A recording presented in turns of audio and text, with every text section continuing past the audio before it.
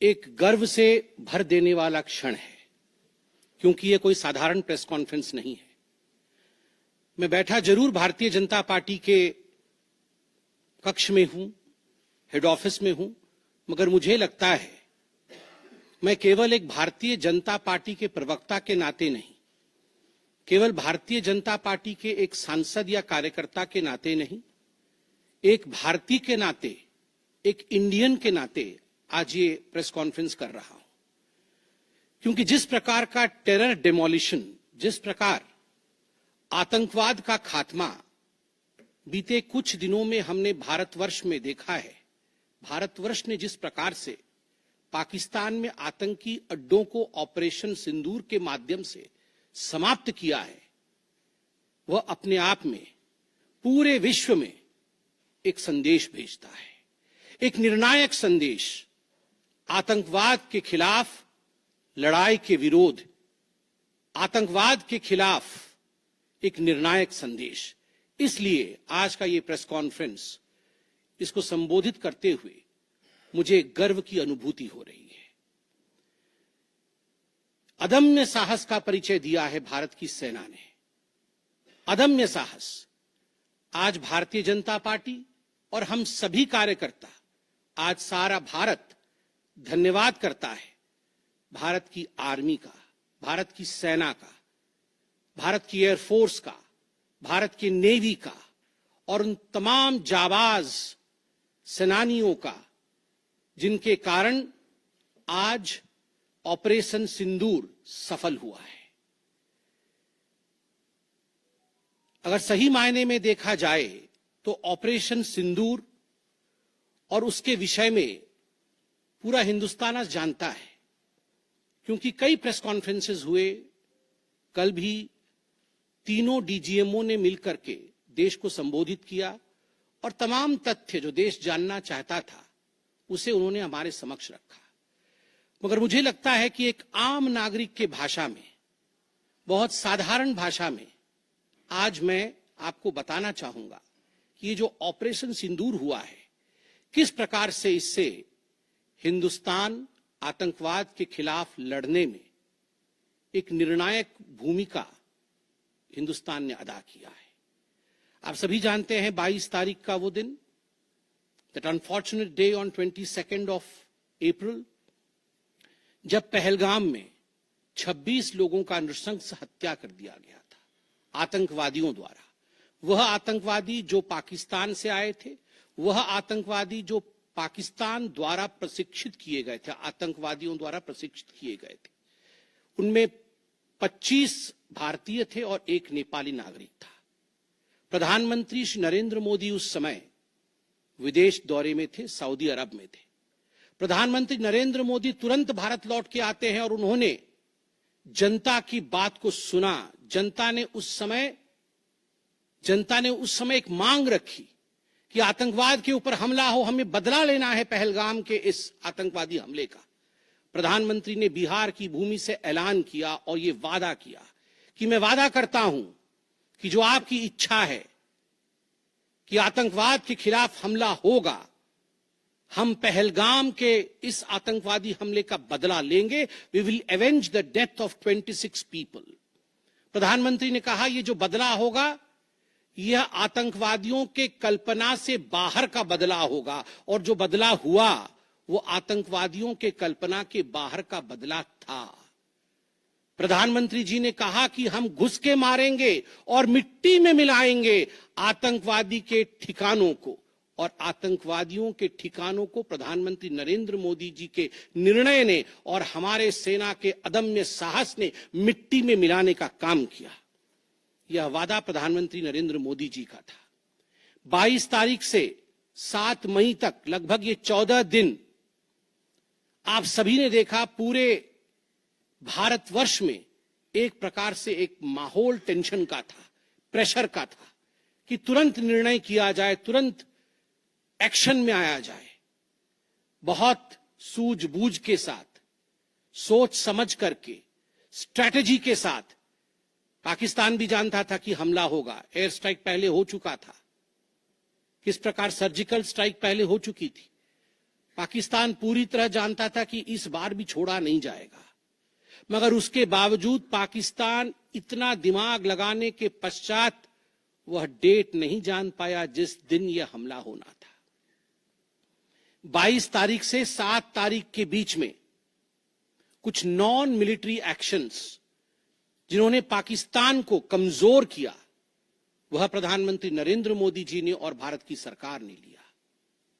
ये जो ऑपरेशन सिंदूर है, इसका एक मिलिट्री पोर्शन है तो एक नॉन मिलिट्री पोर्शन भी है। और नॉन मिलिट्री पोर्शन में सबसे बड़ी बात, इंडस वाटर ट्रीटी, जो सिंधु नदी समझौता 1960 का था, उसे स्थगित किया गया, अबेयंस में रखा गया। आप सभी जानते हैं लगभग 90% पाकिस्तान जो है इसी पानी पर निर्भर करता है। लगभग 80% उनका जो कृषि है इस पानी पर निर्भर करता है। इस पानी को यदि रोक दिया जाए तो पाकिस्तान की 1/4 जीडीपी गिर जाती है।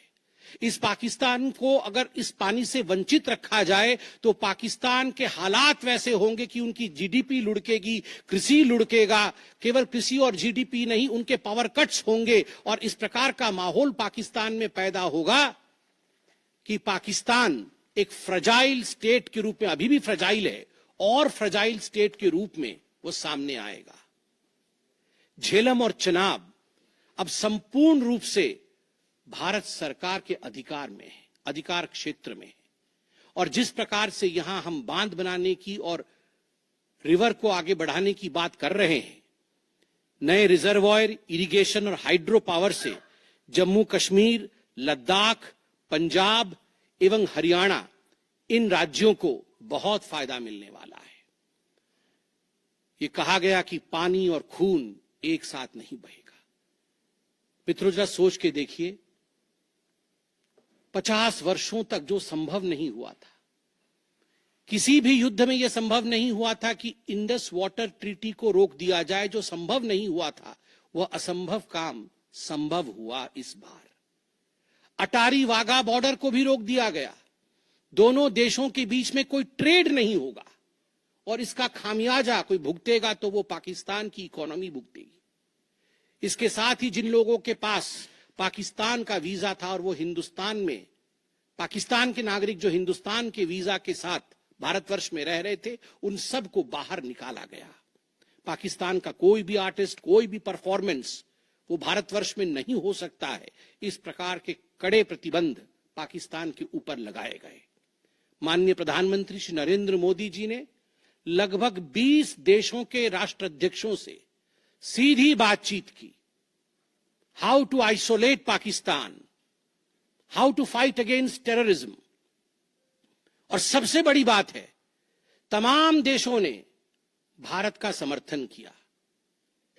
सऊदी अरब, यूएई, यूएस, आप सोचिए, इस्लामिक वर्ल्ड के बड़े देश हैं सऊदी अरब और यूएई, इन्होंने भारतवर्ष का पूर्णतः समर्थन किया।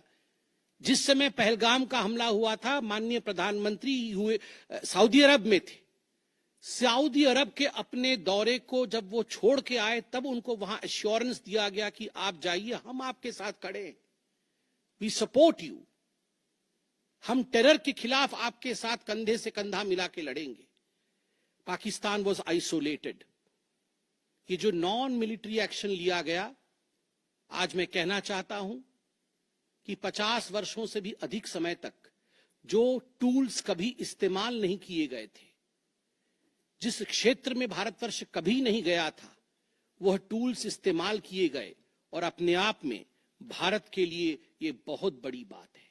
बहुत बड़ी बात है कि इंडस वाटर ट्रीटी को रोका गया, 20 से अधिक देशों का समर्थन, आतंकवाद के खिलाफ एक निर्णायक हमले की तैयारी, और 6 और 7 मई 2025 उस रात निर्णायक हमला होता है आतंकवाद के ऊपर।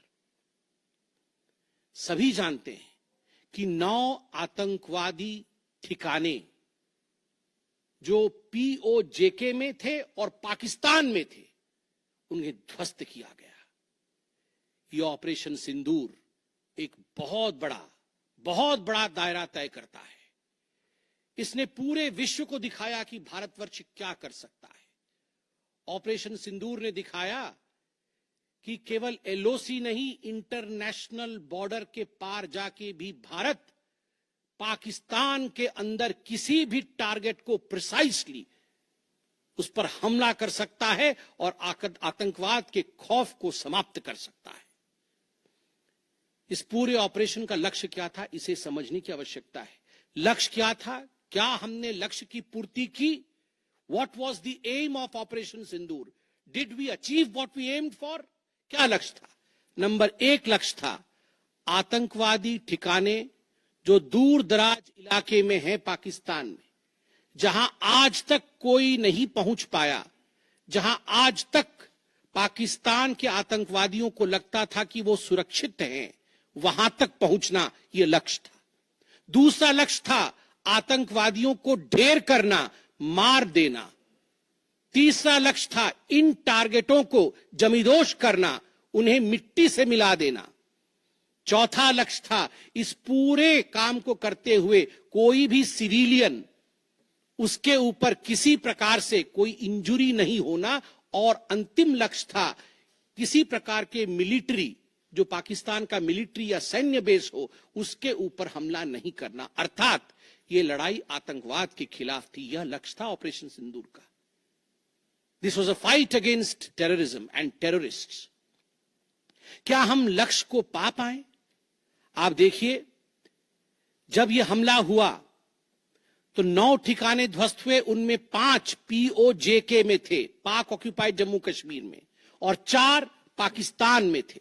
सबसे बड़ी बात है, पहली बार पंजाब प्रोविंस, जो कि पाकिस्तान का एक बहुत स्ट्रेटेजिक लोकेशन है, पंजाब प्रोविंस उनका हृदय है पाकिस्तान का, उसके अंदर भारतवर्ष घुस करके आतंकवादियों का सफाया करता है। यह अपने आप में छोटी बात नहीं है।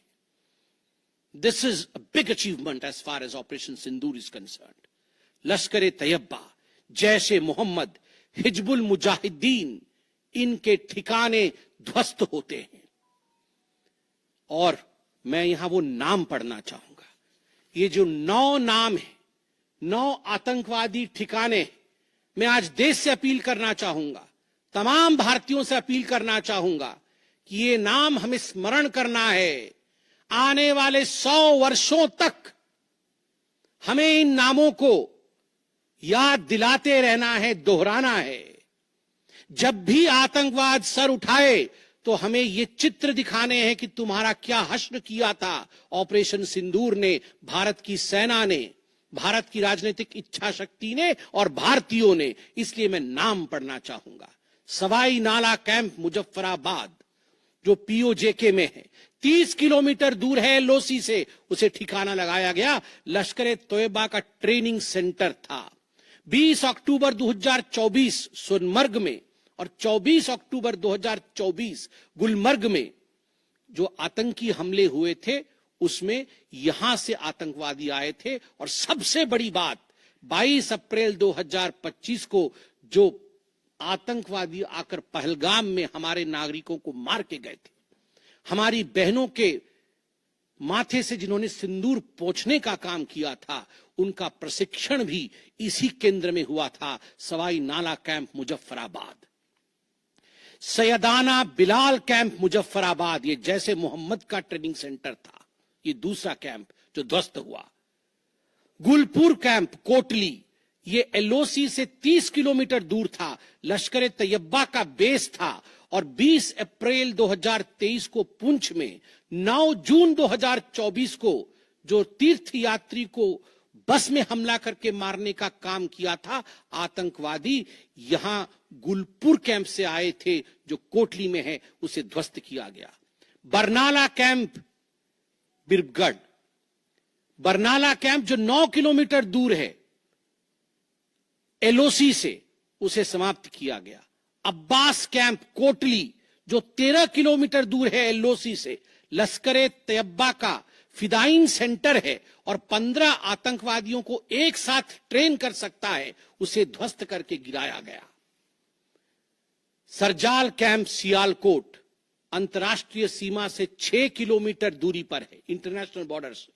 सांबा कठुआ के सामने है और मार्च 2025 में जम्मू और कश्मीर पुलिस के 4 जवान शहीद हुए थे, उनको मारने का काम इन्हीं आतंकवादियों ने किया था जो सरजाल कैंप से आए थे सियालकोट के। उस कैंप को ध्वस्त कर दिया गया।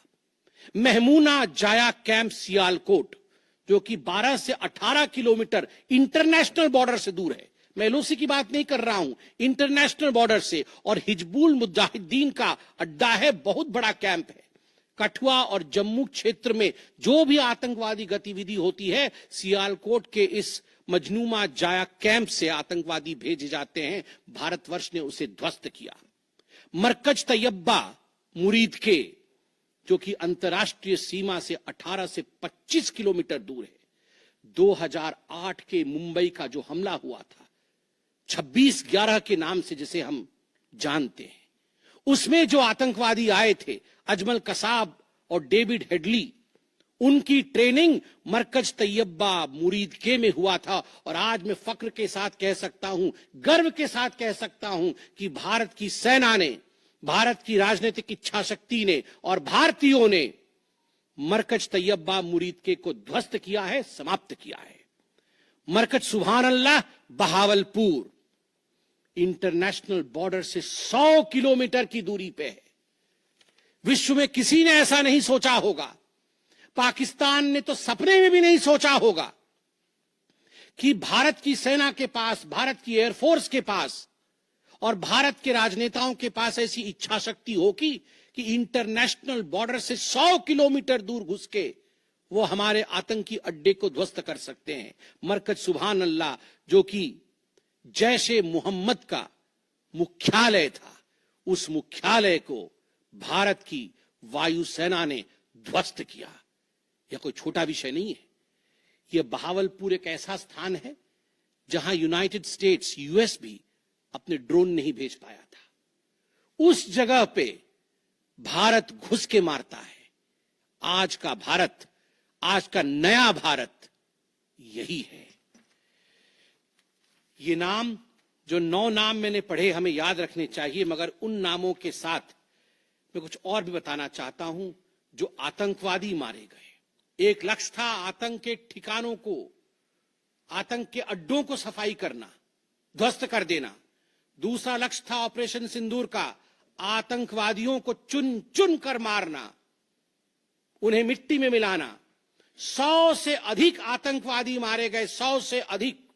मैं कुछ आतंकवादियों के नाम पढ़ता हूं जिनको कि हम डिस्कस करते थे डिबेट्स में, टीवी पे, यूएन में, जिनको कि यूएस ने भी कंडेम कर रखा था। मैं नाम पढ़ रहा हूं। मुदस्सर कादियान खास उर्फ मुदस्सर उर्फ अबू जुंदाल। अबू जुंदाल नाम से हम जानते थे इस आतंकवादी को। और जो लश्कर तैयबा का आतंकवादी था, वो मरकज तैयबा का जो मुरीदके में है, उसका इंचार्ज था। जब वो मरा तो उसके गार्ड ऑफ ऑनर, उसका जो जनाजा निकला, उसमें पाकिस्तान के आर्मी के अधिकारी थे, पाकिस्तान आर्मी के चीफ थे, पंजाब सीएम मरियम नवाज भी उसमें रही। आप सोचिए, ये एक सरकारी जमीन पर हुई और तमाम बड़े लोग, सरकारी लोग पाकिस्तान के उसमें शामिल हुए, जिससे कि यह सिद्ध होता है कि terror and the sponsors of terror are hand in glove together. आतंकवादी और जो आतंकवादियों को बढ़ावा देने वाले, वो एक साथ काम करते हैं। दूसरा, हाफिज मोहम्मद जमील, ये जैशे मोहम्मद का आतंकवादी है। ये ब्रदर इन लॉ, साला था मौलाना मसूर अजहर का, और इंचार्ज था मरकज सुभान अल्लाह बहावलपुर का, वह भी मारा गया। तीसरा आतंकवादी मोहम्मद यूसुफ अजहर उर्फ उस्ताद जी उर्फ मोहम्मद सलीम उर्फ घोशी साहब, जैसे मोहम्मद का नामी आतंकवादी, और यह भी मौलाना मसूद अजहर से जुड़ा हुआ था, और यह वेपन ट्रेनिंग देता था जैशे मोहम्मद का। और सबसे बड़ी बात, IC 184 के हाईजैकिंग में इसका हाथ था। IC 814 के हाईजैकिंग में इसका हाथ था, वह भी मारा जाता है। चौथा आतंकवादी खालिद उर्फ अबू अक्स का। खालिद ये लश्कर तैयबा का आतंकवादी था, फैसलाबाद में मारा गया और वहां उसका फ्यूनरल होता है। अब मैं ये तस्वीर दिखाना चाहूंगा, आप ये तस्वीर देखिए। ये तस्वीर कोई साधारण तस्वीर नहीं है। यह तस्वीर है उन आतंकवादियों का जिनका जनाजा निकला। और इस तस्वीर में मैं दिखाना चाहूंगा कि ये जो खड़ा है सामने व्यक्ति, इस व्यक्ति का नाम है, ये एलईटी का कमांडर है, लश्कर तैयबा का कमांडर है, अब्दुल रऊफ। अब्दुल रऊफ जो खुद एक स्पेशली डेजिग्नेटेड ग्लोबल टेररिस्ट, जिसको यूएस के ट्रेजरी बेंच ने डेजिग्नेट कर रखा है, अमेरिका के ट्रेजरी बेंच ने इसे आतंकवादी घोषित कर रखा है, वह सामने खड़ा है जनाजे में। और उसके पीछे जो खड़े हैं, मैं एक एक करके नाम पढ़ता हूं। लेफ्टिनेंट जनरल फैयाज हुसैन शाह, जो कि लेफ्टिनेंट जनरल है पाकिस्तान आर्मी के। मेजर जनरल राव इमरान सरताज, जो कि मेजर जनरल है पाकिस्तान आर्मी के। ब्रिगेडियर मोहम्मद फुरकान शब्बीर, पाकिस्तान आर्मी के। Doctor Usman Anwar, IGP Punjab. और Malik Sohaib Ahmad Bharth, member of provincial assembly of Punjab. ये बड़े बड़े लोग, तथाकथित सरकार के बड़े बड़े लोग पाकिस्तान के आतंकवादियों के जनाजा में शामिल होने आए हैं। और जनाजे को लीड कर रहा है एक आतंकवादी, डेजिग्नेटेड आतंकवादी। और आप देखिए, ये बिफोर और आफ्टर, ये जितने भी मैंने आपको अभी आतंकवादी ठिकानों का नाम बताया, किस प्रकार उनकी परिस्थिति थी और क्या उनकी परिस्थिति हुई, यह इस तस्वीर से हम देख सकते हैं। तो उद्देश्य मैं बता रहा था, ऑपरेशन सिंदूर का उद्देश्य बहुत स्पष्ट था। उसका उद्देश्य था आतंकवाद के ठिकाने को ध्वस्त करना, आतंकवादियों को मारना और आतंकवाद के खिलाफ एक संदेश भेजना। और उसमें हम सफल हुए। पहली बार एक बात पूरे विश्व ने देखा कि पाकिस्तान का हर इंच भारत के पहुंच के अंदर है। कोई कोना पाकिस्तान का ऐसा नहीं है जो भारत के पहुंच से बाहर हो। और आप सोच के देखिए, पाकिस्तान का एयर डिफेंस सिस्टम फेल हो जाता है। पाकिस्तान का एयर डिफेंस सिस्टम फेल हो जाता है। जिस समय 6 और 7 के रात के बीच ये पूरी कार्यवाही हो रही थी, रफाल विमान द्वारा स्काल्प और हैमर मिसाइल्स के माध्यम से 23 मिनट के अंदर, 23 मिनट्स के अंदर एक विंडो था, जिस विंडो के अंदर ये 9 के 9 आतंकवादी ठिकाने उन्हें ध्वस्त कर दिए गए। 23 मिनट में पूरा विश्व ने देखा कि भारत क्या कर सकता है। मुझे लगता है पूरे विश्व में इस प्रकार से 23 मिनट के अंदर इतने प्रेसिशन के साथ आतंकवादी ठिकानों पर हमला किसी देश ने पहले किया होगा। और जब यह पूरा एक्सरसाइज समाप्त हुआ, उसके बाद जब हमारे एमईए ने, हमारी आर्मी ने प्रेस कॉन्फ्रेंस किया, तो उसमें कुछ 4 शब्द बहुत महत्वपूर्ण थे।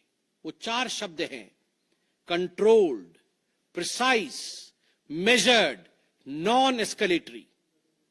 हमने ये जो 9 अड्डे ध्वस्त किए, वो कंट्रोल्ड तरीके से ध्वस्त किए। प्रिसाइज, कोई सिविलियन अड्डा या कोई मिलिट्री टारगेट नहीं था, प्रिसाइज टारगेट था, आतंकवादी ठिकाने, उनको ध्वस्त कर दिए।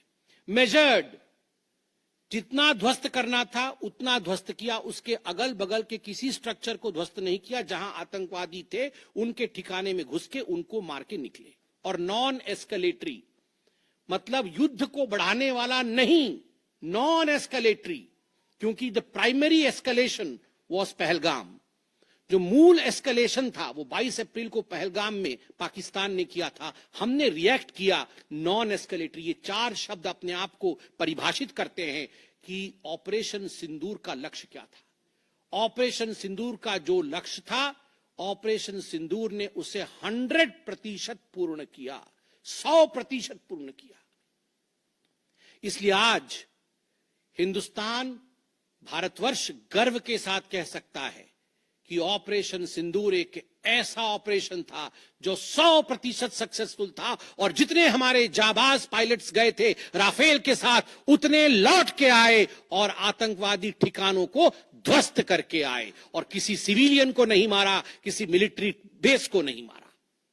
मगर दुखद है, जैसा कि पाकिस्तान से एक्सपेक्टेड है, पाकिस्तान उसके पश्चात रिटेलिएशन करता है, पाकिस्तान अपने ड्रोन्स इत्यादि भेजता है, मगर भारत की सिस्टम ने पाकिस्तान के इन ड्रोन्स को, इन मिसाइल्स को हवा में ही समाप्त कर दिया। और सबसे बड़ी बात है, एयर डिफेंस सिस्टम लाहौर का 7 और 9 तारीख के बीच लाहौर के एयर डिफेंस सिस्टम को समाप्त करने का काम हिंदुस्तान ने किया।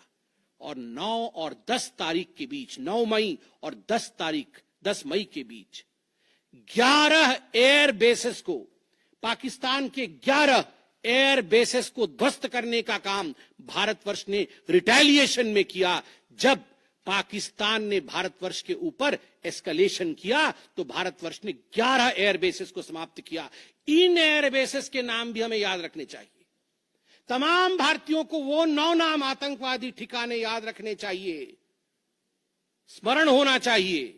और ये जो 11 एयरबेस हैं, हिंदुस्तान अपने पर आ जाए तो क्या कर सकता है अपने लोगों को बचाने के लिए। ये 11 नाम भी मैं पढ़ता हूं। नूर खान, ये नूर खान वह एयरबेस है जहां पर एयर टू एयर रीफ्यूएलिंग करने की क्षमता है। हवा में उड़ रही हो अगर आपका विमान, तो एयर टू एयर रीफ्यूएलिंग यही नूर खान से हो सकती है। जब भारत ने नूर खान को ध्वस्त किया तो जो जहाज थे पाकिस्तान के, उनके पास वो क्षमता नहीं रही कि वो हवा में अधिक समय तक युद्ध कर सके, उन्हें नीचे उतरना ही पड़ा।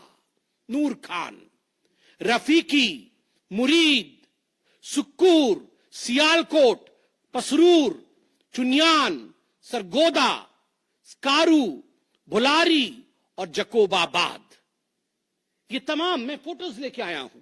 जकोबाबाद का ये फोटो देखिए, क्या था पहले और क्या हुआ बाद में, क्या था पहले और क्या हुआ बाद में, आप देख सकते हैं परखच्चे उड़ गए। यह है प्रिसीशन ऑफ इंडियाज अटैक। तमाम फोटो हैं यहां पे, किस प्रकार से हमने एक एक करके उनके एयर बेसेस को समाप्त किया। आप देख सकते हैं सारे एयर बेसेस के हम फोटो लेके आए हैं, जकोबाबाद से लेके बाकी तमाम। क्योंकि आपने ये सब देखा हुआ है, मैं अधिक समय नहीं लूंगा। आर्मी ने आपको दिखाया है, डीजीएमओज ने आपको दिखाया है, इसलिए मैं इसको आपको दिखा के दोबारा, I would not like to take much time, but मैं रिमाइंड करना चाहूंगा कि 11 एयर बेसेस को हमने ध्वस्त किया। और इसमें एक बड़ा विषय है, पहली बार विश्व में किसी देश ने एक न्यूक्लियर कंट्री के अंदर घुस करके उनके एयर बेसेस को समाप्त करने का काम किया। पाकिस्तान एक न्यूक्लियर कंट्री है, उसके अंदर घुस करके उनके एयर बेसेस को 20% पाकिस्तान के एयरफोर्स के इंफ्रास्ट्रक्चर को भारतवर्ष ने नाकाम कर दिया। 20% of PAF's infra was destroyed by India. Just imagine, एक न्यूक्लियर कंट्री है, उसमें घुसकर मारना, यह अपने आप में पूरे विश्व में पहला इंस्टेंस है। और भुलारी एयरबेस में 50 PAF पाकिस्तान एयरफोर्स के जवान मारे गए, जिसमें स्क्वाड्रन लीडर उस्मान यूसुफ भी मारे गए। कुल मिलाकर के 9 आतंकी ठिकाने, 11 एयरबेस, 100 से अधिक आतंकी, 50 जवान और अपनी इज्जत, यह पाकिस्तान ने खोया है। I repeat, what Pakistan has lost via operation Sindoor. 9 आतंकी ठिकाने, बड़े बड़े आतंकी ठिकाने, 11 एयरबेस, 100 से अधिक आतंकवादी, 50 से अधिक जवान और अपनी इज्जत, यह पाकिस्तान ने खोया है। यह झटका पाकिस्तान सह नहीं पाया और उनके डीजीएमओ का 10 तारीख को ही फोन आया। और उसके पश्चात मैं कहूंगा यह सीज फायर नहीं, ये एक अंडरस्टैंडिंग है। ये एक अंडरस्टैंडिंग है कि यदि भविष्य में किसी प्रकार का कोई भी आतंकी हमला होता है तो यह अंडरस्टैंडिंग तोड़ दी जाएगी। हमने करके दिखाया है, जो पहले कभी नहीं हुआ था वो हुआ है इस बार। अंदर घुस के मारा है हमने, ये एक अंडरस्टैंडिंग है। और सबसे बड़ी बात है, पाकिस्तान में उनके मौलाना, उनके मौलवियों ने पाकिस्तान का साथ नहीं दिया, मगर हिंदुस्तान की एकता देखिए, हिंदुस्तान का भाईचारा देखिए। पूरा देश एक होकर खड़ा हुआ, पूरा देश सेना के पीछे, सेना के अदम्य साहस के पीछे, हमारी राजनीतिक इच्छा शक्ति के पीछे पूरा भारत एक होकर खड़ा हुआ। और आज मैं कहना चाहता हूं कि आज पाकिस्तान पूरे विश्व में अलग थलग पड़ा है। पहले भी ऐसे वक्त थे, अनेकों प्रयास भारतवर्ष करता था। पहले हम सबूत देते थे, प्रयास करते थे डोजियर के माध्यम से पाकिस्तान को प्रूफ दे आतंकवाद का। वो डोजियर लेती थी मगर उस पर काम नहीं करती थी। मगर आज नए भारतवर्ष ने पाकिस्तान को बख्शा नहीं है। आतंकवाद के खिलाफ एक निर्णायक लड़ाई हुई है।